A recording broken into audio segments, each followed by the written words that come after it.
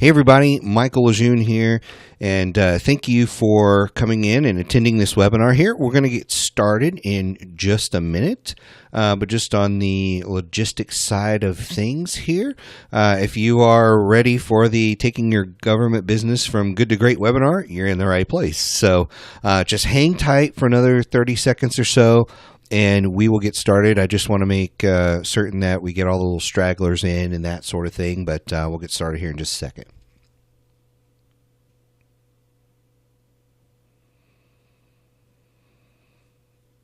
And while you're waiting for us to get started on this webinar, I just want to let you know we also did a podcast titled, Taking Your Government Business from Good to Great. So in addition to this webinar, if you want to listen to podcasts, it's a lot of the same material.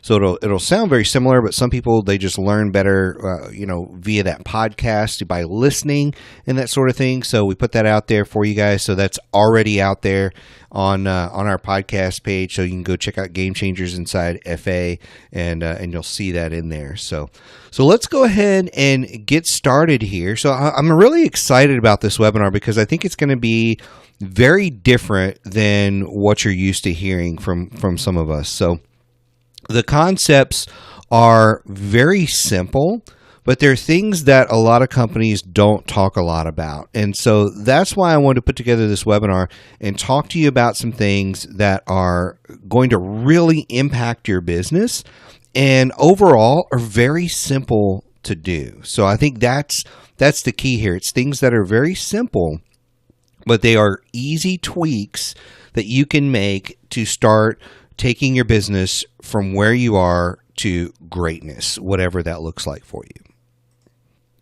So let's dive in. And, we always have new members every single month. And so I know there's a lot of you that already know who I am and that sort of thing. But for our new members that don't know a whole lot about me, I just want to throw up a couple of fun facts here. I am an Army veteran. I was in the Army for 4 years down at Fort Hood. I joined the Army to travel the world and wound up about 4.5 hours from my family and home. So I didn't really travel much of the world, but I really, really loved it. I was working in the Force 21 project there at Fort Hood, and that really allowed me to see a lot of government that you wouldn't really see in a normal like battalion level or something like that, or company level. I was at the division level, and so I got to work at a very different level and work a lot in Force 21, we got to work a lot with government contractors. So that was actually kind of my introduction to the government contracting world and kind of what happened there. And so when I got out of the Army, I went to work for the colonel that I worked with in the Army. He had gotten a job as a government contractor and brought me in.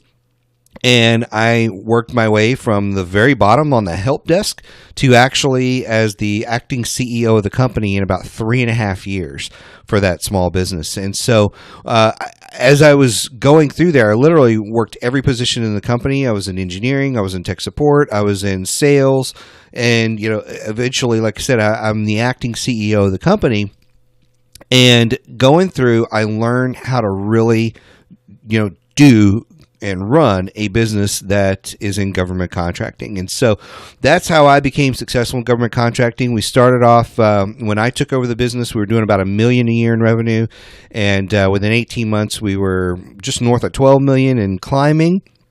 And life was really, really good. So it was a real trial under fire of how to be a government contractor. So that's just a little insight there. I'm not just a guy who became a trainer or anything like that. I started off at the grassroots level in the Army, became a government contractor, became very, very successful in that space, and then got out and became my own business owner. So when you work for small government contractors, you wind up traveling a lot. It's just one of those things. And so I didn't want to travel a lot. I had 2 small kids. So I started my own consulting business back in 2005. Eventually became a master certified business coach under Tony Robbins and then under a couple other organizations. And so I've been coaching businesses and business owners since 2005. So I've been doing this a long time and applied a lot of the strategies from my success as a government contractor to that as well. So just, the creativity and innovation that we had in that space. So really took that to another level. And then the long and short of it is, since we have been working with government contractors and tracking our wins, we weren't always tracking how much our clients were making. But once we started tracking that, we realized our clients have made in the last just 5 years over $1.6 billion in government contractors. And that's a big number. That's a lot of government contracts. It's a lot of money. And, we're super proud of that. So again, the techniques and strategies that I'm going to talk to you about today have been applied to a lot of the businesses that have won those contracts, but they've also been applied to companies on the commercial side as well. So I've done a lot in the commercial space as well, not just in the government side. So with that, let's kind of talk a little bit about the session today. The primary focus of this session is these 9 key strategies that every government contractor needs to master. It's 9 things that I've particularly focused on. I've been in business a really long time. I've worked with a lot of different companies, and there are a lot more strategies you could apply. But what I found is these particular 9 applied to every single company that was super successful. Now, some of them had a couple of other different things they mixed in. But when I looked at it and said, what is the same among all of these companies? These 9 were the same. And so that's why we're focused on these particular 9 here today. That is a pattern of success that we have seen in these successful companies. And so we're going to go through those. And as we go through those, you're going to pick up a lot of these tips and tricks that are going to help you understand how to really get that explosive growth in your business. And part of it is, and I say part of it, it's a huge part of it, is learning how to shift your focus and mindset, not just on the long term, but we're going to talk about that, but shifting your focus and mindset on the things that are going to really impact the company long term. Because so many people focus on the very short term, what's in front of them. And what you don't realize is a lot of people think I'm focusing long term when they're thinking 6-12 months out. And actually, that's a very short time frame in the grand scheme of running your business. Okay. But it has this illusion. It's this very weird illusion that you're actually focusing long term because 6 months is longer than, the next 30 days, or 12 months is longer than the next 30 days. And so it feels like you're focusing long term when really it's still very short term, And so what we want to do is, kind of relate it to, like, if I was taking a trip to California and I lived in DC, short term to me is trying to think about, how do I get out of the city? Okay, how do I get out of Washington, D.C.? That's short term. Even, how do I get out of the state? Or how do I get out of, maybe just this little region? That's thinking short term. Thinking long term is thinking about the course you're going to plot all the way to California. Let's say you're going to L.A. or something, Washington, D.C. to L.A. Thinking long term is thinking about the entire path all the way to Los Angeles, not just how do I get out of the city of DC, which, that can be, its own job in itself. But, that's kind of how we want to start thinking, because regardless of where you're at in your business, you're on a path to somewhere. We just want to make sure it's a purposeful path.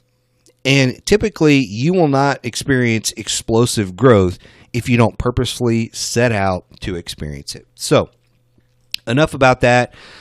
There are a lot of folks on here that have had the thoughts that I have right here on this page. You're doing good, but now you want to take things to the next level. You want to be doing great, but you don't know how.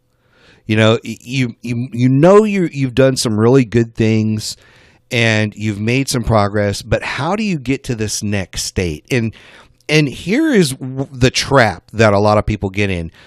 They think that going from good to great is about the following things, and it's not. Going from good to great is not just about winning more contracts. It's not. And it's not about learning some ancient hidden secret. I always call it, there's people are always looking for magic beans, or they're looking for silver bullets, or they're looking for some sort of trick that is under some hidden rock, and if I keep lifting rock, maybe I'll find this hidden secret that has been eluding me all this time, and that's going to make the difference. And then there are people that are like, well, if I just work harder, maybe if I just put in more hours, that'll do it. Nope, that's not going to do it. Maybe I need a new business plan. I'll go and I'll hire somebody and they'll create a new business plan. Nope, that isn't going to do it. Firing your staff and starting over. That's not going to do it. Working more in the business. Maybe I just need to roll up my sleeves and work in more departments in our business. That's not going to do it. Now, let me say this. All of these things that are on this page, none of them are bad, except for the, hidden secrets and magic beans. None of them are things that if you did more of, like if you won more contracts, it's not bad. Okay. If you worked a little harder in your business or put in a few more hours, it's not bad. Creating a new business plan, not bad. Although I do think firing your staff and starting over, unless they're just horrible, that is a bad one. So I take that back. There's 2 on there. But the thing is, these are not the things that are going to take you from good to great. They are things that are going to keep you in the grind. They're things that are going to keep you in the business and focused on that. And that's where the trap comes in. So here are some of the things that are important when you're going from good to great. And that is winning the right kinds of contracts. And we're going to talk about that here in just a minute. Because it's not about more, it's about the right kind, okay? And I'm going to show you some of the right kind here, like I said, in just a minute. It's about mastering the fundamentals.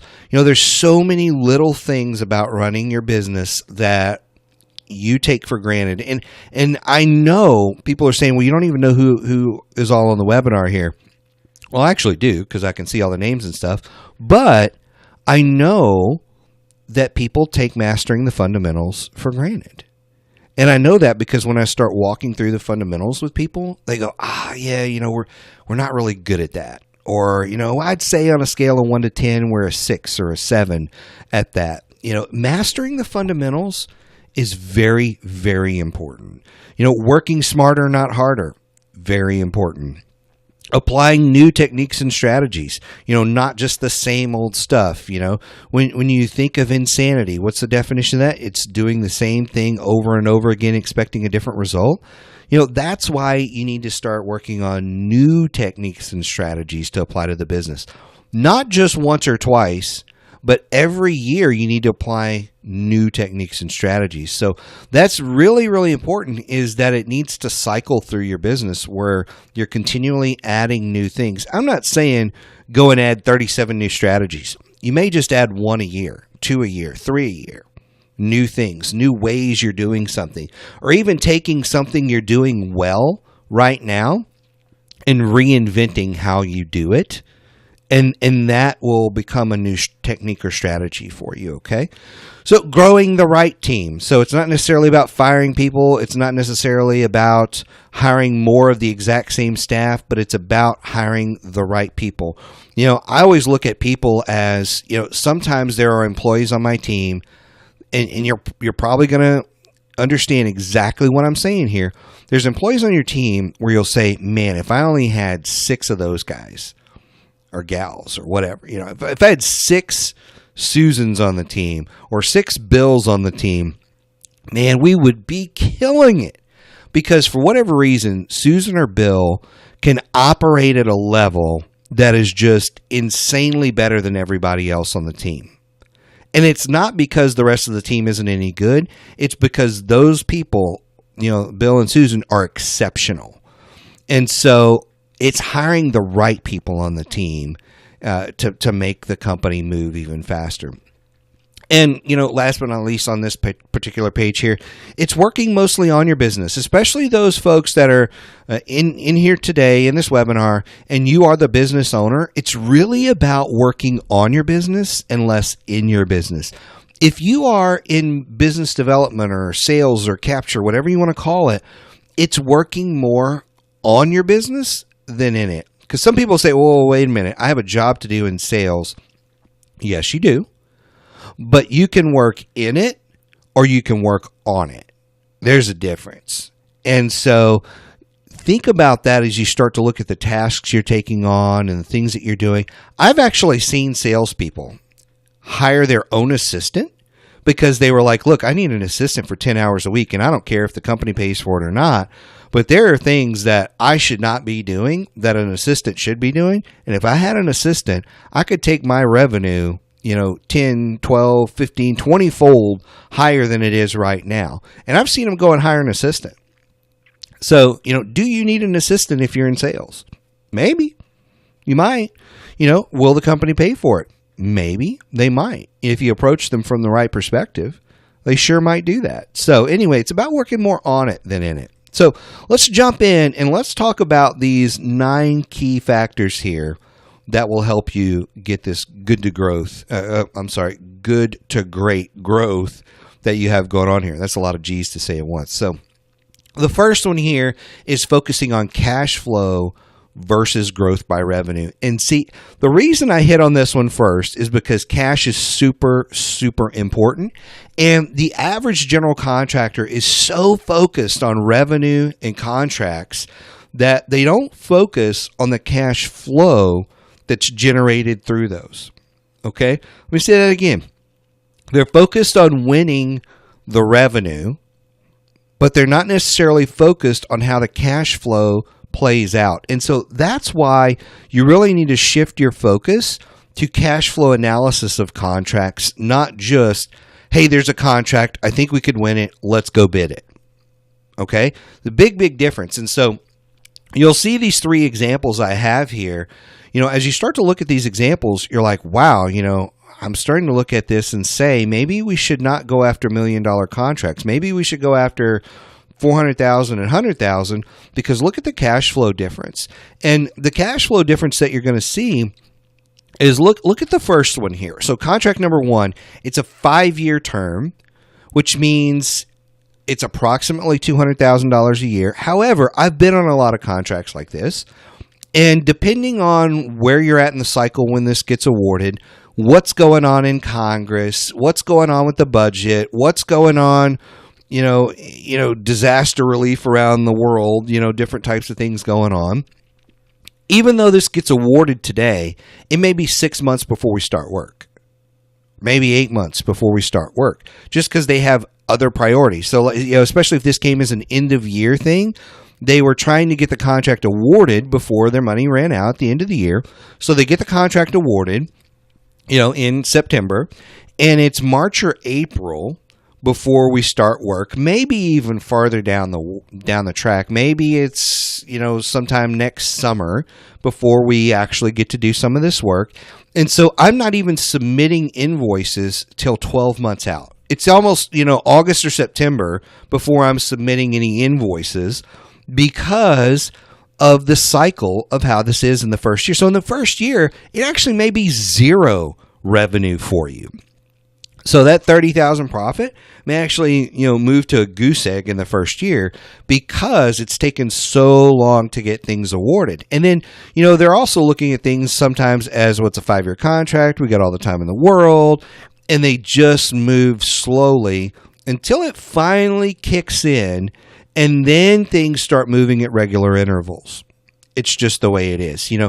We once landed, there was this one small project that we had with one of the agencies. I say small, it was about $2.5 million. And we landed the contract, and I remember we didn't collect the first invoice for probably 16 months. That's how long it took. And then we collected the rest of it within about 6 months after that. But it just took that long before we were able to collect anything on it. It was one of those things where we were doing some software development. They had a hold. They had awarded at the end of the year.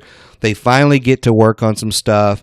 Then they have this check and balance in place where when we delivered the software, they had to schedule a meeting and review the software and approve the purchase order money. And then if there was any issues with it, then they would kick it back and we'd have to fix it. Then we'd have to arrange another meeting to go and say, okay, now have we met the standard you're asking for? Will you go ahead and approve the release of funds? And there were several times where we had those milestones come up And they just kept pushing it. Oh, well, I want you to go tweak this, this, and this. Oh, well, let's go write that up, and then let's have another meeting. And you have to schedule another meeting, and it's 2 to 4 weeks out. Everything's 2 to 4 weeks out, sometimes 6 weeks out. And so you wind up in that situation where the money just keeps getting farther and farther to the right, where what you'll see in these smaller contracts is the money is typically easier to collect. Even if it's a 12-month cycle, by the end of that 12 months, you've collected all or most of that money. And when it's smaller projects, you can actually collect money faster. So in the first example, may take 12 months to collect your first, bit of that money. In the second one, 6 to 8 months. And the third one, it may take 3 months to do that. And so in those examples, you're seeing how the cash flow analysis of them can turn more money into your pocket faster by going after some of the smaller ones. Now, here's the key. A lot of people are sitting back in their chair and going, well, if I have 3 of these options on the table, which one should I turn down and which one should I go after? That's a legit question to ask. However, the answer is, if you have the resources, go after all 3. If you have the resources, go after all 3. If you don't have the resources, again, this is where you have to do some cash flow analysis. Where can you spare the time and energy to go after it? I will tell you that contract number 2 and number 3 are going to be more productive for most companies. Contract number 2 is a real sweet spot. Obviously, a ton of profit in a relatively short turnaround. So it's a real sweet spot. So for me, I'm saying, hey, that's a priority for me. The contract number 2 types. Contract number 3 is definitely good. Contract number 1 is great too, because that's long-term revenue. It's long-term going to keep putting money in your pocket, and you want to stack those up.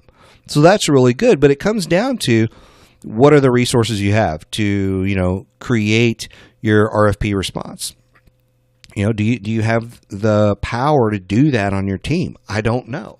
But those are questions you need to ask. And those are legitimate questions when you're getting up and running to figure out what makes the most sense. Because again, cash flow, and this is why I'm spending a lot of time on this, cash flow is so important early in your business. It's always important, but early in the business, if you don't have cash, you can't grow because you can't hire and you can't invest in the business. And so that's why we really need to look at shifting your mindset on the cash flow and not just revenue. Revenue is good, but it doesn't do you any good if you're going to go out of business before you collect it, or you're going to have to lay people off before you can collect it. So be thinking about that.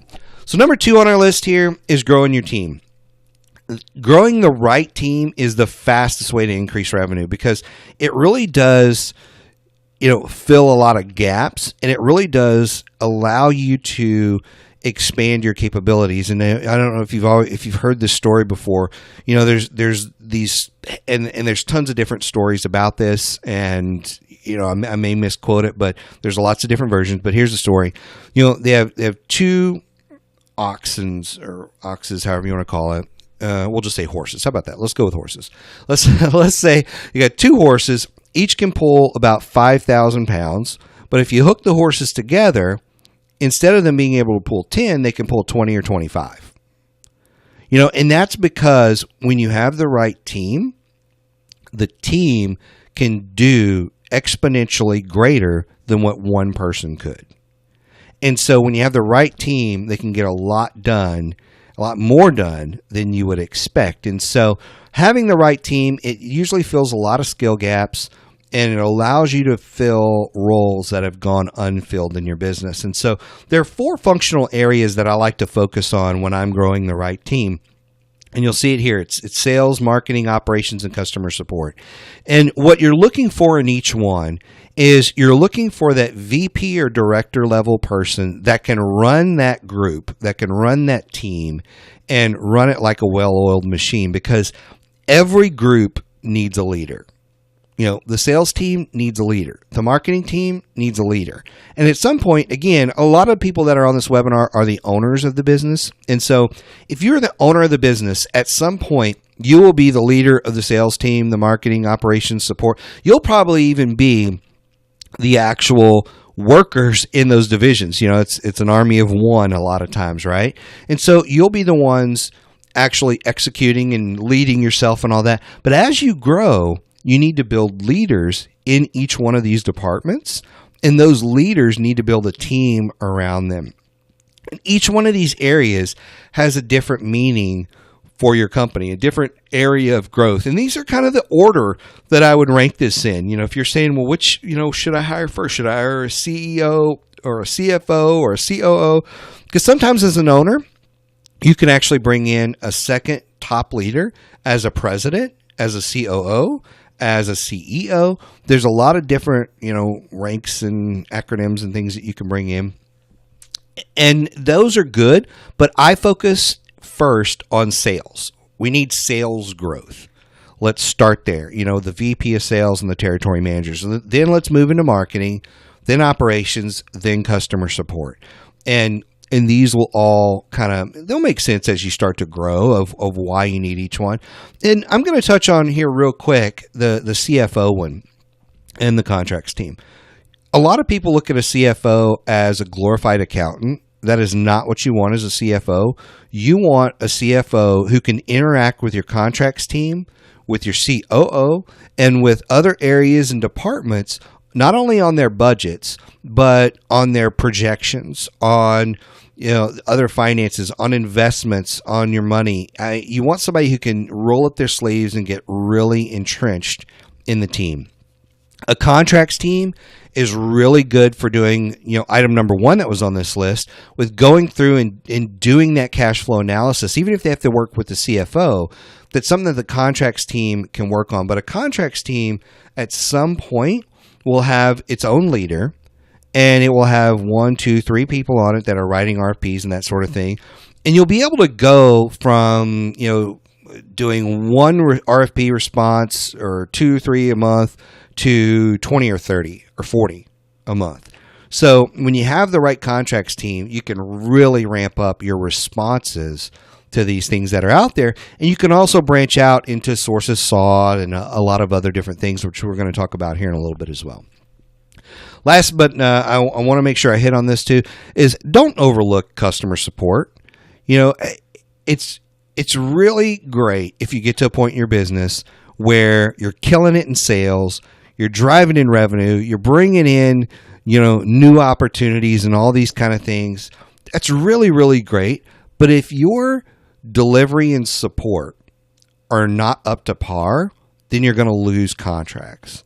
And so on the back end, you've got to make sure that there are standards in place and that somebody's looking over the standards for how you deliver the products and services. And I don't just mean how do you get it packaged and shipped to the customer, but how do you deliver the customer support?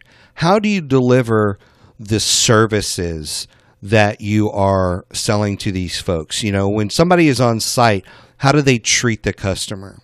What types of reports are being generated? What type of value is being communicated? Are there any complaints? How are you handling with those complaints? There's so many things about, again, I call it the delivery of your services. You could call it the execution of your services. What are those key points in the execution cycle of your services? That customer support team needs to be looking at that, because again, it doesn't matter if you can sell your heart out if you can't deliver well. If the delivery or execution phase of your business is broken, then you will lose contracts. That's just the way it works. Okay. So number 3 is diversify your strategy. And by the way, these key items here are actually also in order of execution here. We started with profits. We went to, growing your team. Now we're talking about diversifying your strategy. Most of the companies that I work with, when we first start, they're like a table with one leg. They have one primary focus for how they get business. It's typically FBO. Some of them have a second leg. But, imagine, looking at a table with only one leg. It's not very stable unless it's a monstrous wide leg. And even then, you can tip that table over very easily. And even then, if that one leg goes away, the whole business goes away. So what happens if your strategy for how you get to FBO or whatever it is, how you get clients, what if that changes? Then you're out of business. That's what happens. So this is why at this stage, you need to diversify your strategy for how you get business so that you can make sure that you are stable, but also so you can grow. This is where you really start to grow by adding more streams of income, or, these legs to the table become streams of income. And adding more should generate way more revenue for your company. Now, here are just a few legs that I think are really, really good ones on here. And they're things that a lot of you already know about, but you're just not doing because you don't have time on it. And so simplified acquisitions is one of those where a lot of people have heard of it. It's a super sexy, awesome idea, but we don't know how to go get simplified acquisitions. So you can learn how to get simplified acquisitions. You can start by just talking to the contracting officers you're already doing business with, but that's an area where you can have one person on the team where their whole focus is simplified acquisitions. You really could have somebody on the team that's their focus. Or initially, their focus could be on simplified acquisitions and year-end planning, or simplified acquisitions and strategic accounts, or simplified acquisitions and unsolicited proposals. I mean, you could do that so that they have a target. Okay, when you're hiring the right team, you can hire somebody who's really focused and sharp on this.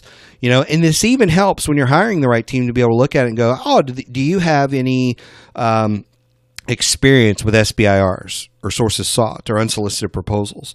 These are questions you can now bring up in your hiring process. And so simplified acquisitions is a great one. Year-end planning is something where everybody's like, oh, my phone's going to start ringing and at the end of the year and we're just going to get all this money. It doesn't really work that way. Sometimes you'll get a contract that way, but a lot of times it takes planning on your part to be in front of prospects when the year-end money drops.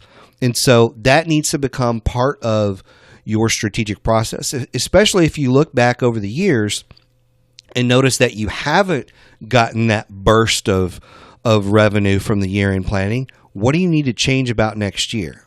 What I typically see is you need to start early on that year-end planning to get that money. You can't just start, in June or July. You may have to start in February to get some of that. It just really depends. So strategic accounts, that's one where, again, a lot of people are looking on FBO. They're kind of scrounging around for whatever they can find. I recommend you have a strategic set of accounts. These are accounts that you are focused on winning. We want to win XYZ accounts. We want to win Army commands. We want to win Air Force commands, Joint commands, whatever it is. We want to win these types of accounts, and here are our target prospects for those, okay? Having that will help you laser focus on how to get those, and it'll help you really start to uncover other strategic accounts you should get. Unsolicited proposals is a great one. Again, you're not going to write unsolicited proposals if you don't have time because you're spinning your wheels chasing all kind of other things.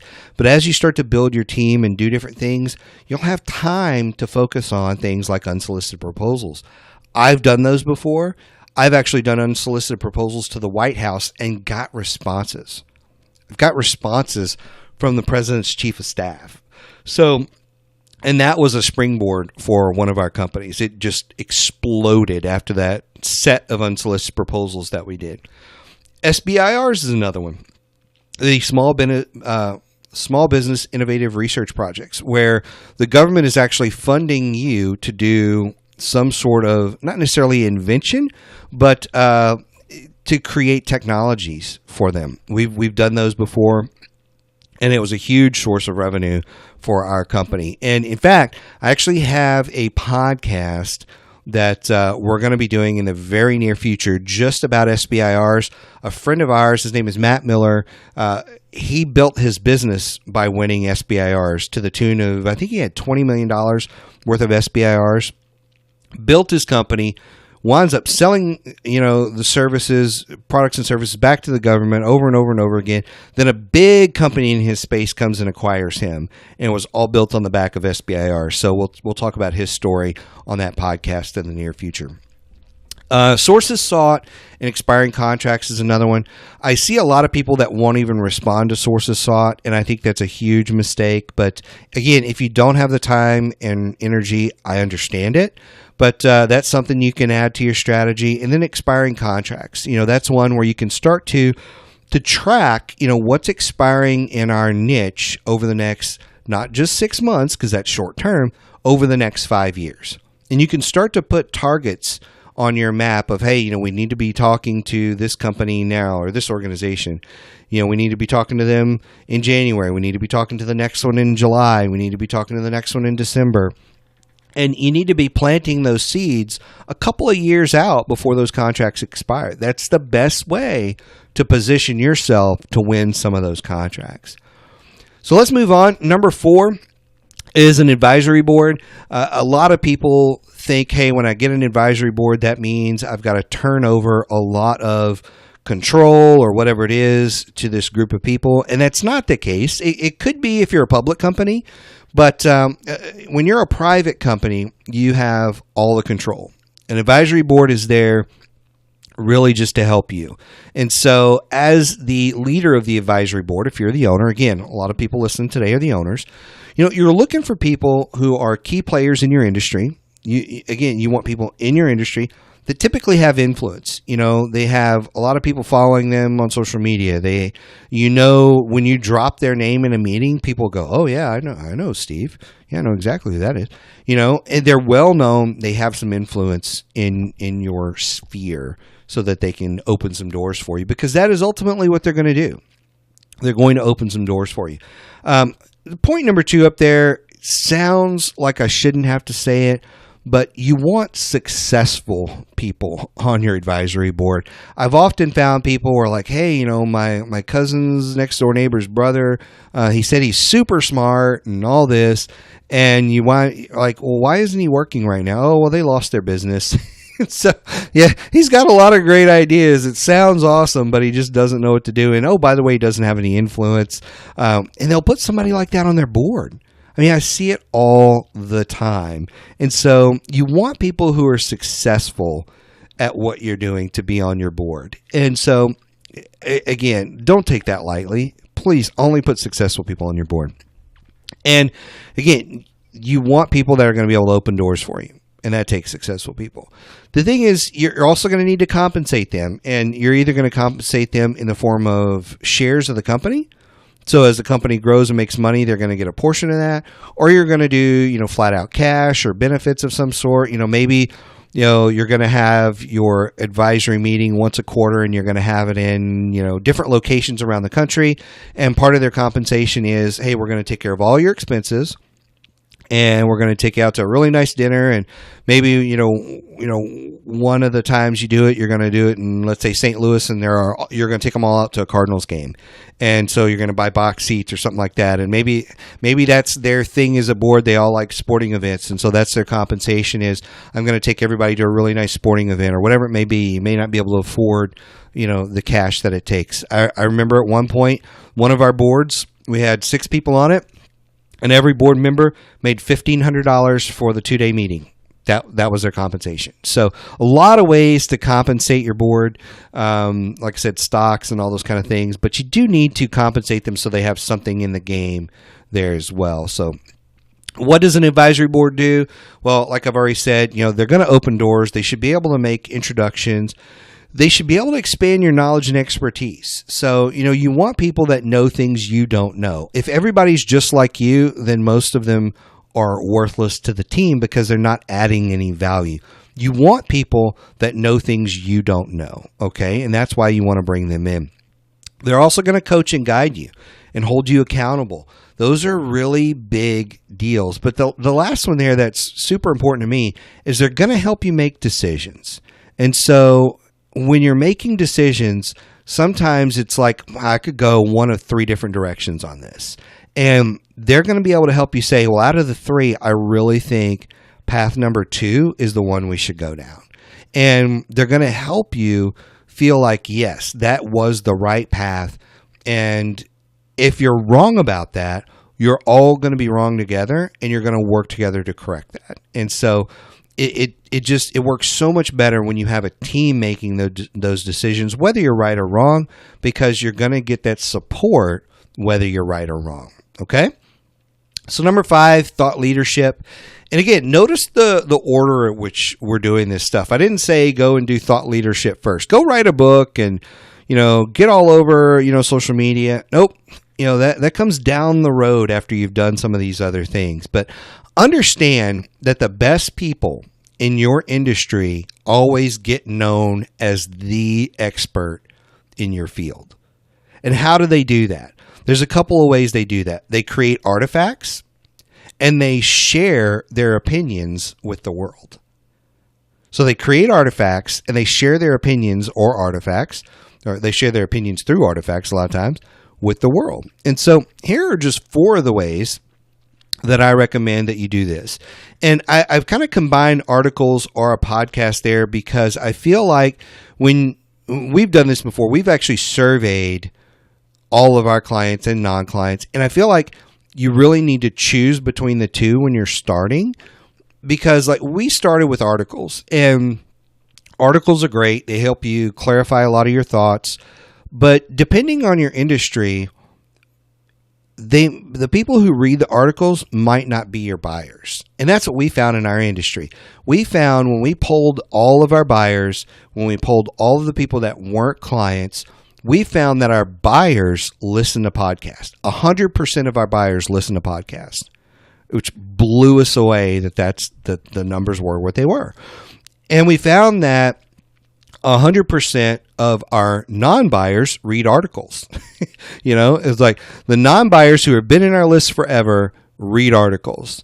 And only, I think it was like 10 or 12% of the non-buyers listen to podcasts. It blew me away. Now, back to the flip side of the podcast side, some of the podcast listeners did read articles, but more of them, all of them were listening to the podcast. So that's why we shifted gears a couple of years ago from articles to podcasts. So choose one of those mediums. I love the podcast area. It's growing by leaps and bounds. It had died off for several years, but now it's back with a vengeance, and it's killing it out there. So a podcast is a great way to educate your potential buyers. You should absolutely write a book. It is so stinking easy to write a book that would blow your mind. And you can self-publish for free now. It used to cost money to self-publish. You had to, go to a printing company. You had to buy 1,000 books. There were so many things you had to do. And now with Amazon's Create Space, and there's a company I use a lot called Lulu.com.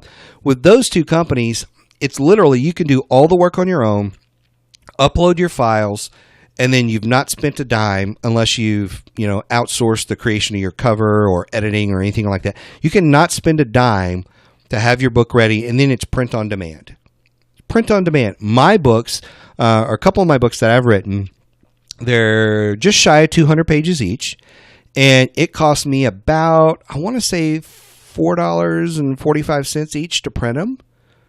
So that's whenever I need them like that. And then you have a website on any of those. People can go buy it off Amazon. They can go buy it off Barnes & Noble. They can buy it off Lulu.com. And they drop ship it for you. You never even see the book. You just get an email that says, hey, somebody just bought a copy of your book. And there you go. And when you want to buy, 50 copies of your book to take to a trade show, they only cost you, the $4.35 or whatever it is. You get them at cost, basically, to take them to a trade show. And so that is a great way to proclaim your expertise in your field. So I highly, highly, highly recommend you write a book at some point. Speaking at conferences is a big deal. We do it all the time. I always tell people you don't understand how good this is for your business. I know people are very, very afraid of public speaking. In fact, there's been a lot of studies, and people say that their number one fear for most people in the world is public speaking, followed by snakes, followed by death. So public speaking is more fearful than snakes and death for a lot of people. And in fact, the first time I ever spoke somewhere, it scared me to death. I literally remember looking down at my hands and they were shaking so violently, I was embarrassed that people would see that. And then I remember when I got through my speech, I don't even really remember anything of the speech. It was one of those surreal moments where they mic'd me up. I've got 2 screens the size of, the building. They're like 30-foot high screens on each side of me. And I got a room, an auditorium of 300 and something people in the room. And I remember after that 20-minute talk, people stood up and started cheering. And I was like, oh my gosh, I'm hooked on this. It was so much fun. And I've been addicted to speaking ever since, and I love it. And so it's really, really simple. And when you're not good at speaking, the first time you get up there, I always tell people, get up there and say, hey, I'm brand new to speaking. This is my first time or my third time, and I'm super nervous. The crowd will get behind you instantly when you're humble enough to say that. So there's just a little tip about speaking. But speakers typically make on average 40 to 60% more than their peers. So that's a good incentive to be a speaker. And then all you need to do is put together a speaker packet. You're going to have your session abstract, which is a short little, 2-3 sentences about your session. You're going to have your speaker bio. You're going to have some, press images and maybe some testimonials. And if you got links and things like that to send them to your website, that's cool. But the speaker packet is going to go to whoever is the director or in charge of the committee that is, accepting speakers for that conference. And usually you can find something on the conference website about, they're accepting speaker packets or bios or abstracts on this date or that kind of thing. There's an open call or things like that. If you can't find it, just email the contact person and ask them, how do you become a speaker at their conference? If you don't get in for that particular year, say, hey, I'd love to be on your list for next year. That's how I've actually gotten into conferences where we didn't make it the first year, but we got in the second year, and then we've spoken every year after that. So something to think about there. On social media, LinkedIn profiles are an absolute must. I recommend the business page as well. But LinkedIn is key for government people because everybody in government is now on LinkedIn. So you need to be on LinkedIn, not just for your potential buyers, but also for your teaming partners and those kinds of folks. And so that's a really good place to be. And then Facebook and Twitter are nice to have. And in fact, if you're using social media tools like Hootsuite, which is one I use, you can actually connect all 3 of these to one profile. And then every time you want to send out a message or an image or a link or whatever, you can just drop it in this, and then it'll send it to all 3 social media for you. So that's a great way to do it. But understand just that thought leaders communicate their thoughts, okay? You can't be a thought leader if you don't communicate your thoughts. And these are ways to communicate your thoughts to your audience. The next one here is I always recommend that people invest in training. And when I say training, I mean training with a purpose. Not just, hey, we're all going to take a class on QuickBooks. Okay, well, everybody in the company doesn't need a class on QuickBooks. But training with a purpose. And so go back and look at those 4 key functional areas, sales, marketing, operations, customer service, and figure out where are your gaps? Where do you feel ill-equipped? And start to look at training in each one of those areas. And build it into regular intervals where we're doing something weekly, monthly, quarterly, annually. And so, on a weekly basis, you could be rallying the whole team together. The whole organization gets together weekly. If you're in different locations, maybe part of it's on a conference call or part of it's on a webinar style training that you do where it's weekly.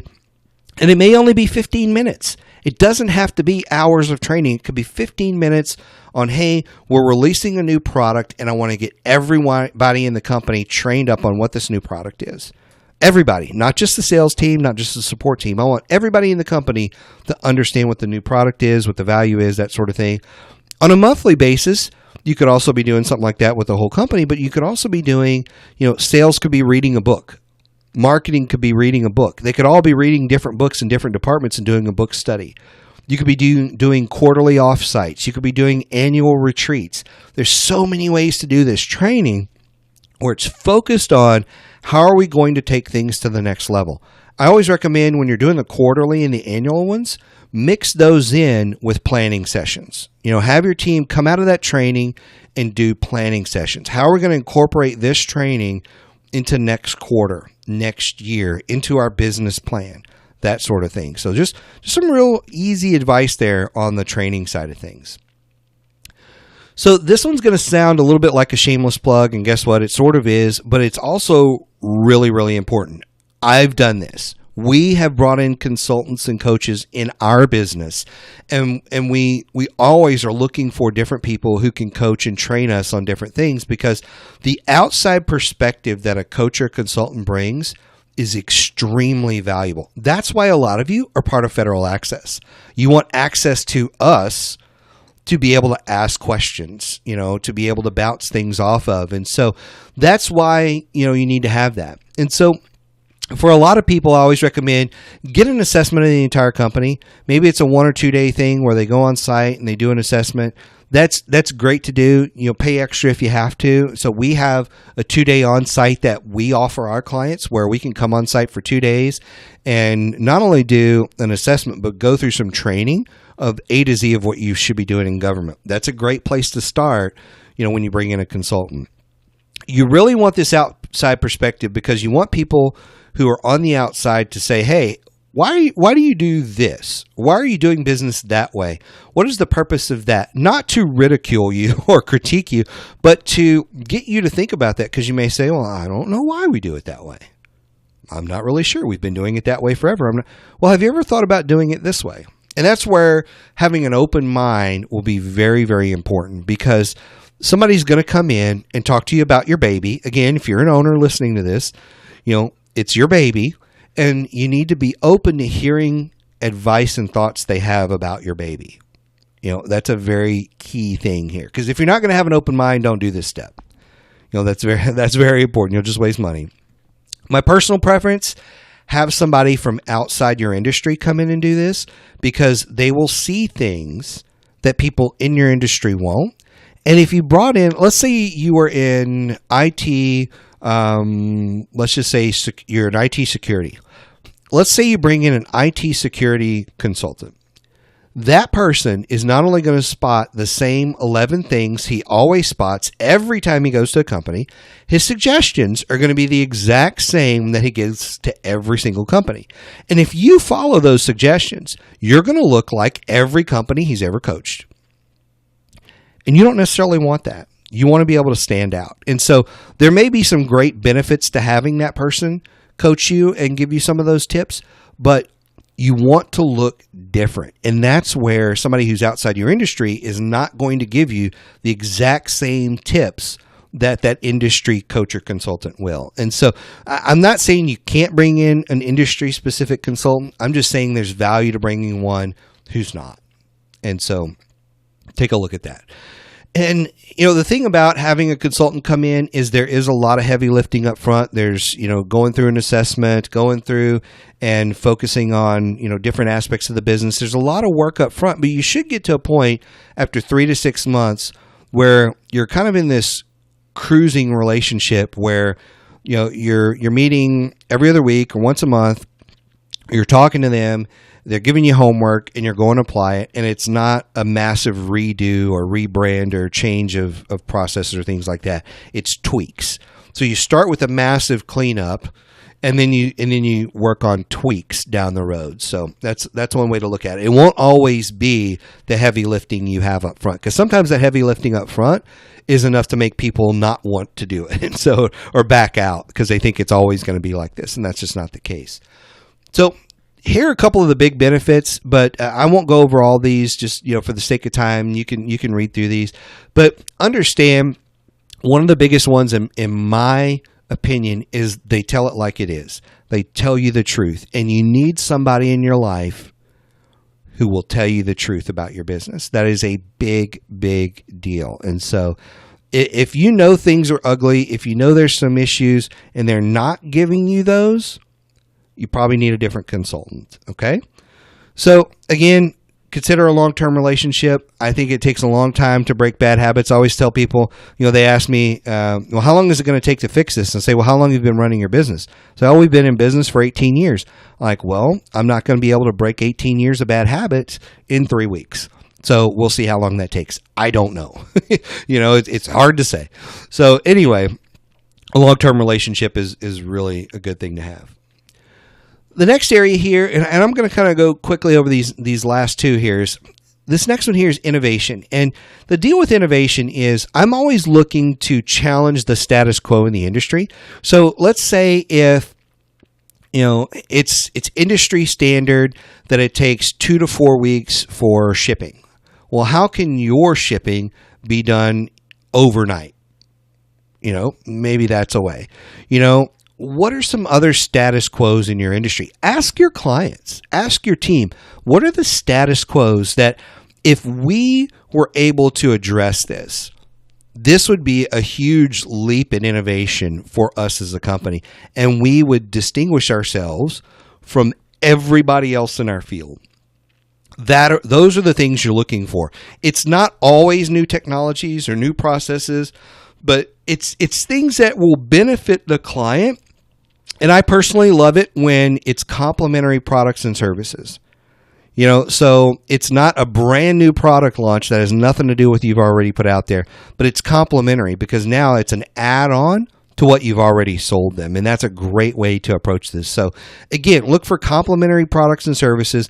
And look for ways to change the status quo in your industry. If you focus on those two aspects of innovation, it'll make the rest of this really, really simple. And also, here's the website for SBIRs. Sometimes you can get the government to pay for your innovation if it is technology and processes. So go and have a look at that. There's a lot of different ways. Again, I'm going to be doing a podcast on that here in the near future. So keep an eye out for the SBIR podcast. But that's a great way to get the government to pay for that. And you own the intellectual property at the end of the day. So the last one here, it's going to seem like a no-brainer, but I want you to pick up the phone and I want you to start planning site visits with your clients. And it's so easy. I have never had someone tell me no to this. I've had someone say I'm not going to be in town, and I've said, okay, well, when will you be in town? And maybe we'll schedule a special visit. But I'll call up and say, hey June, I'm going to be coming in your area. There was a client I had in Norfolk, and I said, hey, I'm going to be in your area on Monday and Tuesday, the 5th and 6th. I would love to come by, see you face to face, shake your hand, answer any questions you have about what we're doing, and really just get a sense of the organization, because I've just never been. And she's like, yeah. I won't be there the 6th, but could you shift your dates to the 7th and 8th maybe? I'd actually love for you to come over on the 7th and meet with just me, and then if you're still in town, come back on the 8th and meet with General what's his name. I've had that. They just offer that up, And so those are great things to do. And you'll see these 7 key reasons here.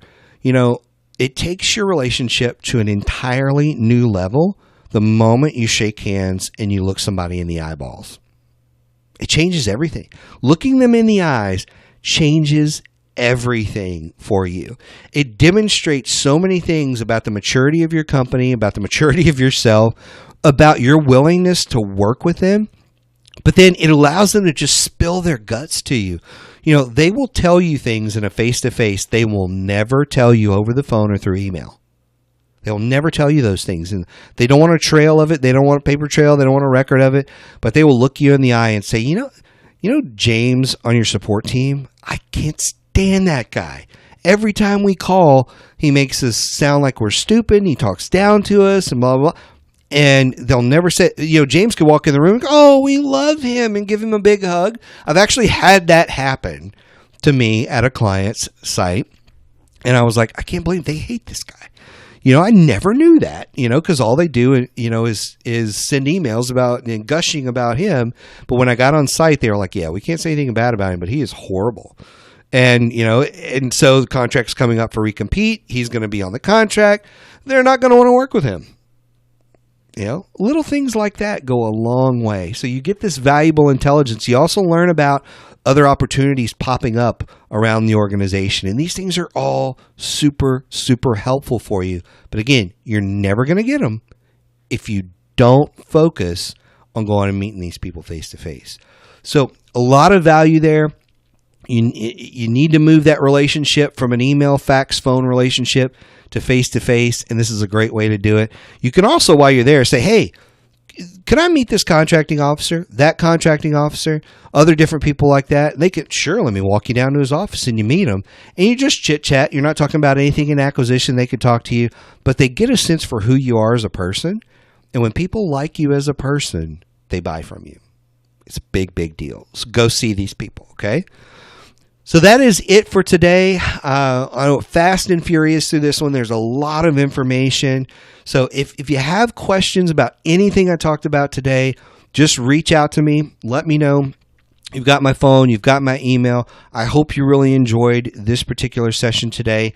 I am going to go ahead and open it up for questions. So if you haven't popped them in the chat box already, go ahead and pop your questions in the chat box. If you can't think of a question or you got to run because I know we're right at time here, go ahead and hop off, email your questions later. Be sure and sign up for the webinar for next month, and let's go ahead and take some questions.